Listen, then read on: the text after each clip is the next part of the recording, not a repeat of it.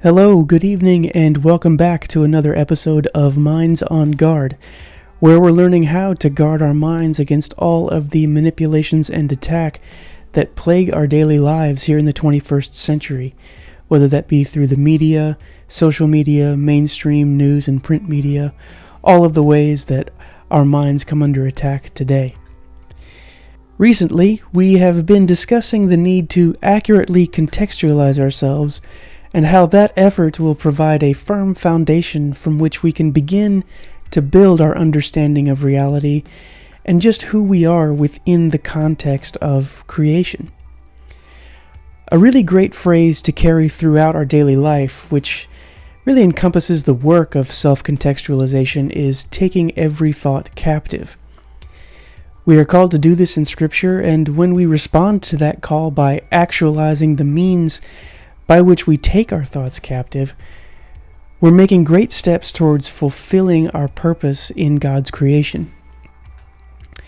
That is part of our responsibility in life. Utilizing our minds in this way is one of the many gifts that we've been given from God and by God.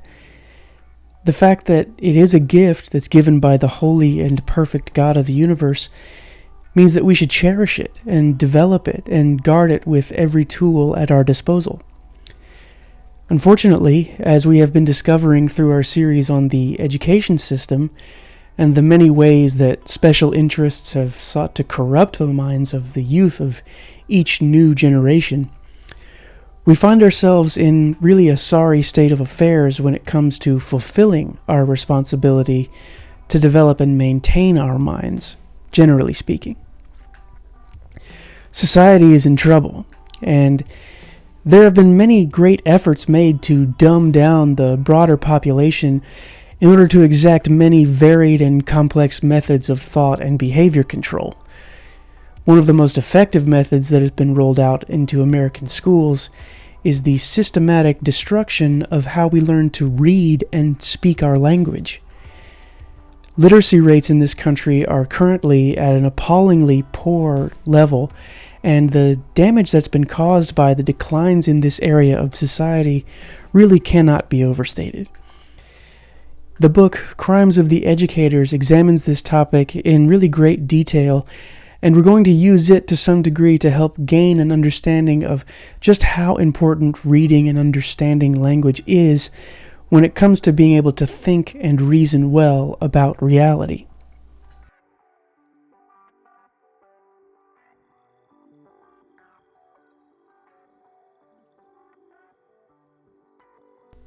Being able to read may be the single most important skill that we can learn as thinking people.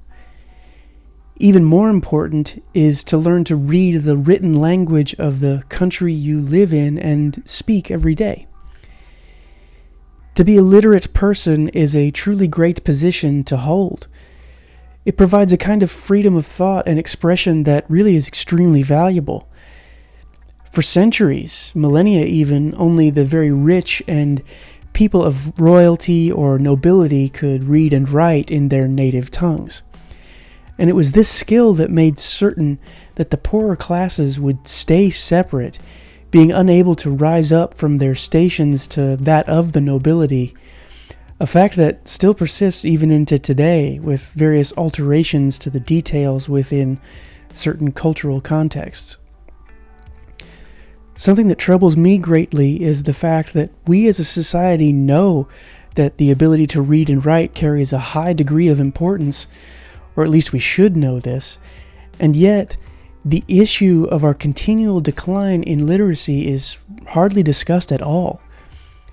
When it is, there's a great deal of obfuscation regarding the key issues that have contributed to the decline, and a continuing dogmatic reliance on the corrupted ideologies where politicians and so-called experts look for ever more funding and research to provide the solutions, even when the currently approved methods and ideologies that are already receiving massive amounts of funding have clearly failed us miserably for decades.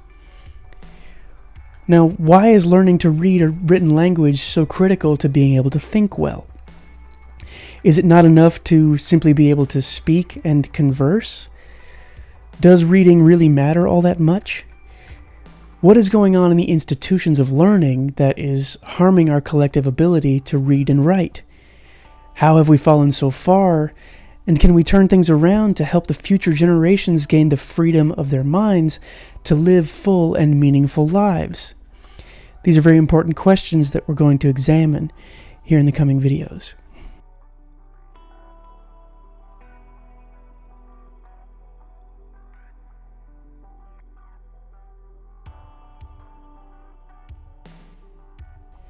There is a general consensus among psychologists and those who study cognitive functioning in humans that the ability to read is correlated directly to the ability to think critically. Now, that's not to say that only those who can read are able to think, rather that the skill of reading is one that has a significant and measurable effect on a person's capacity to think critically, in the sense that their logical reasoning skills are much stronger than if they did not possess the skill of reading. Being able to read opens up the mind and gives us access to vast levels of knowledge acquisition that are simply not available to the illiterate person. There's research which states that reading is more than just saying what is on a page. It is thinking. One study from 2010, which focused on the processes of cognitive reasoning and their relationship to reading, stated that reading is a thinking process to construct meaning.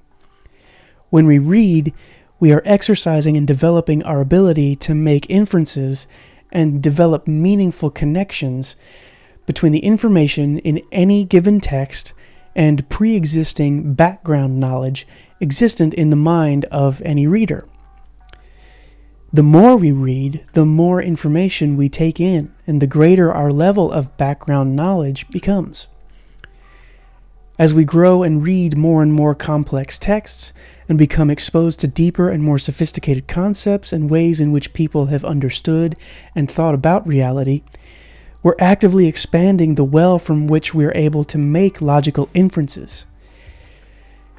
Now, given all of this, it's easy to see then that our ability to read and understand the written language, specifically the language that we speak in our daily lives, shares a kind of causal link to our ability to infer and make meaningful connections through reason and logic.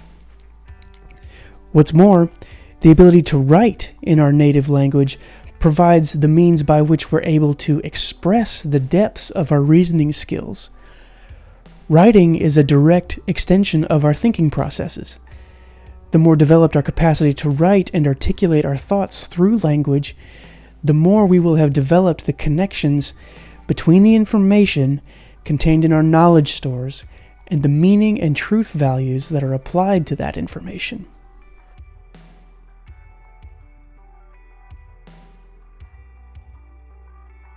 To be able to read is to be able to think. To be able to read well is to be able to think well. There's a great deal that goes into the skill of reading and the task of the actual absorbing of information and reading through books and various different types of published material, and we'll discuss the deeper distinctions of that in later videos. Our focus for now is to establish the link between reading and logical reasoning. Over the millennia of human existence, written languages have come in many forms. The earliest forms of written language developed as ideographic scripts, which used simple and complex symbols to represent concepts and whole ideas rather than just simple words. This is where we see the development of kinds of pictographic writing styles, which used images to depict ideas that were combined to relate information about a given time or an environment, or events, or whatever. Egyptian hieroglyphics and Chinese characters are very clear examples of this style of writing. There are also various syllabic styles of writing, such as Hebrew and ancient Greek, where the consonant syllables are really unchanging and the vowel sounds become interchangeable, which modify a group of syllables to express meaning. Modern English exists as an alphabetic form of writing, where each individual letter carries its own sound or variations of sounds. These letters are able to be combined to create new sounds, and the combination of these sounds are used to form words, which carry the information to the reader's brain, thus communicating the meaning being sought. This combination of letters and sounds is understood as phonetics, and it's understanding this phonetic system that allows a person to read and write the English language. This was the way that reading was taught for generations, up until the progressive educators pushing behavioral conditioning and experimental psychology in schools got involved in curriculum development. Under their watch, a major shift from teaching phonetics as reading to a type of whole word methodology took place and has systematically harmed the literacy of an entire nation of people. What I want people to take away and think about over the next week from this video is what happens to the brain when children are taught to learn a phonetic alphabet in the same ways that they would an ideographic language, the same kinds of things that you would absorb pictures to be able to understand whole concepts. What kinds of effects does this have on a growing mind and its ability to reason? We will pick up there next week and examine the results of this shift in the teaching methods in our schools. Until then, stay safe, check in on your family and loved ones, and stay diligent and vigilant, keeping your minds on guard.